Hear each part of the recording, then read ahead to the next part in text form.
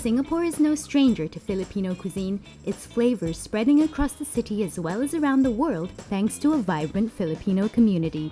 But how much do we truly know about its dishes?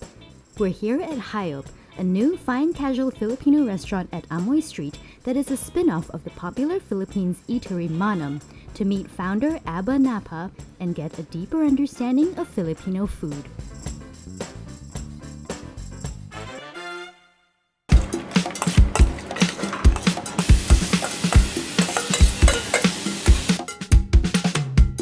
Everything on this table smells so good. This is what a meal at Hayop could look like. Yeah. Beautiful. Got a lot of things here actually today. So the dishes close to you. Lumpia. Yes, that is the lumpia. Have you ever had lumpia? Yeah, sound like yes. Wonderful. So we have basically two kinds of lumpia in our country. Basically, there would be a fried version, and there would be a fresh version. This is actually a play on a fresh version of lumpia that I actually really love, called the lumpiang ubod. Right. So ubod means heart of palm. But in all our trips coming to Singapore and trying all the amazing produce, we couldn't find heart of palm in the exact way that we have it back home. And so we just had some poetic license and took advantage of the amazing produce that we could get here. So here today for you, we have some brown butter roasted heirloom baby carrots, some soy braised young jackfruit, and just to cut through all of that and provide some brightness, we have some pickled jicama, right? And then we normally pour over some sauce on that. It is a lumpiang sariwa sauce. Classically, it will have soy and garlic that brings home the flavors. But we have all these amazing wild mushrooms in the kitchen to make other dishes. And so we took the wild portobello stems, no, it's not to waste them, and we made them into a mushroom stock to boost the sauce, and we felt that really rounded out the flavor as well. So this is actually a dish, it's very classic in our country. It's called kinilaw. So a lot of people will say that it reminds them of a ceviche. And it's similar, I guess, in that way. It's raw seafood. But I think that the difference there is that we light cure it in vinegars, in our local vinegars, more than just in citruses. Okay? So this is cured in some coconut vinegar. Right? And with a bit of spiced chili. Also made some house-made cilantro and lemongrass oil just to round out the flavors of that dish. So it's really nice and something nice to start with, and really nice with a glass of bubbly. Awesome. And then this looks like sisig. Okay, yes. Sisig, I think, is a super interesting dish. It's one of those Filipino dishes that I find isn't so commonly cooked in your house. A lot of work to make.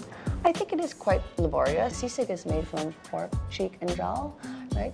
And specifically for us, we like to get it super crispy and crunchy.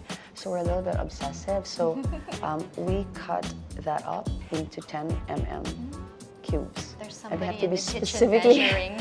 No, totally. And they have to be specifically cut so that they crisp and cook evenly.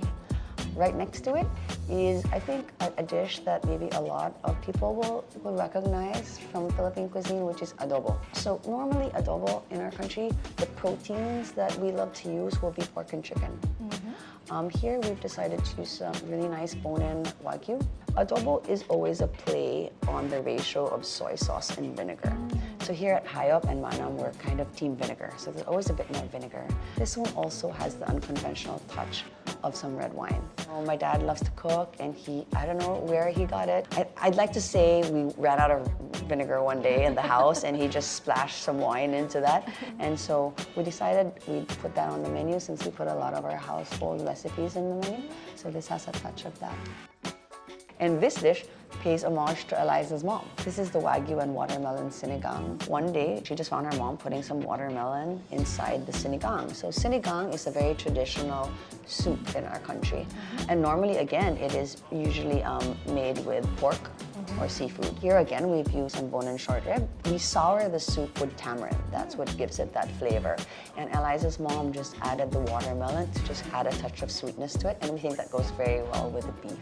So the wagyu and watermelon sinigang, I think, is something also that if you walk into a Manam dining room in Manila, you will probably find that on every other table as well for the people that are in the mood to have some soup. This is our whole spatchcocked chicken inasal. Inasal is really a way of marinating protein and then grilling it over hot coals. So calamansi, lemongrass, and also we use annatto. We make annatto oil out of the seeds of the achuete. And we use that to marinate this dish and then grill it. It's a favorite dish of mine, and I think a favorite of like the countries, because if you travel through the country, you'll find roadside eateries dotting the highways selling this dish. Normally you'll find it in the country served in quarters and with some garlic rice, just right here. But because Hayop is a sharing style dining room, we serve it for you whole here for you to have with your entire table. So right behind us is the kitchen. I just wanted to show you a bit of the produce and the pantry list, the ingredients that we use in Filipino cuisine. As Filipinos, we love sausawan. Normally in our neighboring countries, you've got light soy sauce and dark soy sauce. In the Philippines, we only have one kind, and it is, I would say, slightly saltier and slightly tangier than our neighboring countries' soy sauce. One thing we do a lot of across the country are different kinds of vinegar.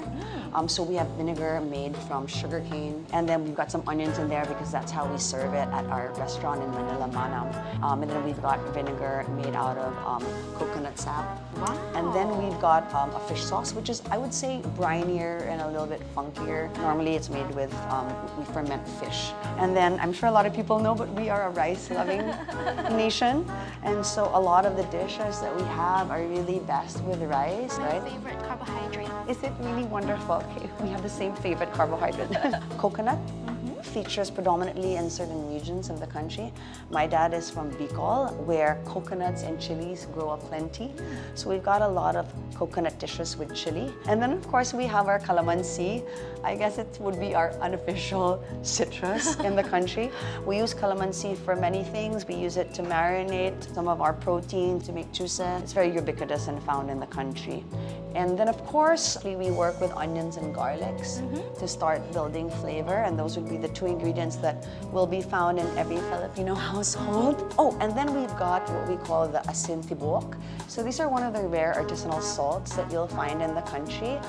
This is actually coconut husks that are put into coastal mangroves to absorb the salt and the minerals, and so it's like a salt water. Salt, I guess. That's really seawater. cool. It is a seawater salt. It's not very easy to find, but we love it for its very light flavor, and we actually shave this onto desserts.